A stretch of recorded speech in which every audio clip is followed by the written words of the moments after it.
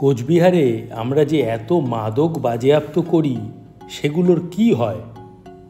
মাদক বিরোধী অভিযানে বাজেয়াপ্ত গাঁজা, ব্রাউন সুগার, হেরোইন, ফেনসিডিল বা ইয়াবার মতো মারণ দ্রব্যগুলি আমরা নিয়ে আসি কোচবিহারে সেন্ট্রাল মালখানায়, যেখানে সিসিটিভি নজরদারি চালানো হয় 24 ঘন্টা।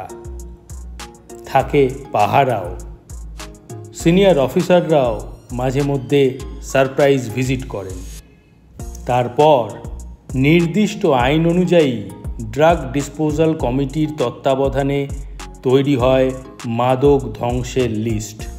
এরপর এই মাদক নিয়ে যাওয়া হয় অ্যাক্রেডিটেড ইনসিনারেটরে, যেখানে গনগনে আগুনে পোড়ানো হয় সেগুলো। আত্মশুদ্ধি হয় সমাজের। কোচবিহার জেলা পুলিশ মাদকের বিরুদ্ধে অভিযানে ব্রতী।